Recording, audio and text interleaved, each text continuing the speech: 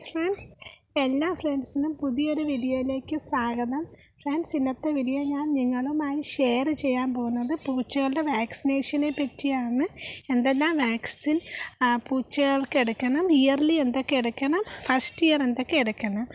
ഇപ്പം നമ്മുടെ വീട്ടിൽ നാടൻ പൂച്ചയാണെങ്കിലോ അല്ലെങ്കിൽ പേർഷ്യൻ പൂച്ചയാണെങ്കിലോ അല്ലെങ്കിൽ പുറത്തു നിന്ന് റെസ്ക്യൂ ചെയ്ത് കൊണ്ടുവരുന്ന പൂച്ചക്കുഞ്ഞുങ്ങളാണെങ്കിലോ അവർക്ക് എന്തൊക്കെ വാക്സിൻ എടുക്കണം. ഫസ്റ്റ് ഇയർ 45 ദിവസം മുതൽ പൂച്ചക്കുഞ്ഞുങ്ങൾക്ക് വാക്സിൻ എടുക്കാം. പക്ഷേ പൂച്ചക്കുഞ്ഞുങ്ങൾക്ക് ഹെൽത്ത് ഇല്ലെങ്കിൽ 2 മാസം മുതൽ വെയിറ്റ് ചെയ്യേണ്ടി വരും. പിന്നെ വാക്സിൻ എടുക്കുന്നതിന് മുമ്പ് ഡിവാം ചെയ്യണം. ഡിവാമിനുള്ള മെഡിസിനൊക്കെ വെറ്റിനറി ഡോക്ടറോട് ചോദിച്ച് അവർ പറഞ്ഞു തരും. പൂച്ചയുടെ വെയിറ്റിനനുസരിച്ച് മെഡിസിൻ കൊടുത്തിട്ട് 1 വീക്കിന് ശേഷമാണ് വാക്സിൻ എടുക്കേണ്ടത്. ആദ്യം എടുക്കേണ്ട വാക്സിൻ എന്ന് പറഞ്ഞാൽ പാർവോ വൈറസിൻ്റെ വാക്സിനാണ്. പാർവോ വൈറസ് മാത്രമല്ല, അതുപോലെ ഫിലൈൻ പാൻ ലുക്കീമിയ, അതുപോലെ പൂച്ചകൾക്കുണ്ടാകുന്ന കുറേ വൈറൽ ഇൻഫെക്ഷനൊക്കെ ഉണ്ട്.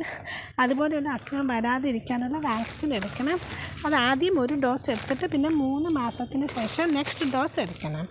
അത് കഴിയുമ്പം 3 months ഒക്കെ ആകുമ്പോൾ റാബീസിൻ്റെ വാക്സിൻ എടുക്കണം. ആദ്യം 1 ഡോസ്, പിന്നെ 28 ദിവസം കഴിയുമ്പോൾ 2ാമത്തെ ഡോസ് റാബീസിൻ്റെ എടുക്കണം. പിന്നെ ഇയർലി 5 റാബീസും മറ്റേ ഞാൻ പറഞ്ഞേ ഫിലൈൻ പാർവോ വൈറസും അതുപോലെയുള്ള മറ്റേ വൈറസിനുള്ള വാക്സിൻ അത് എടുക്കണം. അപ്പോൾ ഇതൊക്കെയാണ് പൂച്ചകൾക്ക് എടുക്കാനുള്ള വാക്സിൻ.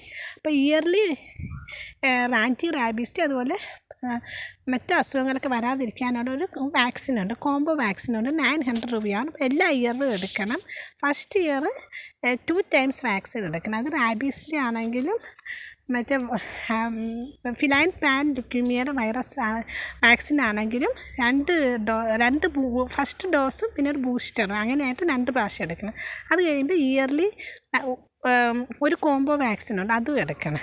അപ്പം നിങ്ങളുടെ പൂച്ചകൾക്ക് മറ്റു അസുഖങ്ങളിൽ നിന്നൊക്കെ പ്രൊട്ടക്ഷൻ കിട്ടും. 80% പ്രൊട്ടക്ഷൻ കിട്ടും. അവരുടെ ഇമ്മ്യൂണിറ്റിയൊക്കെ കൂടും.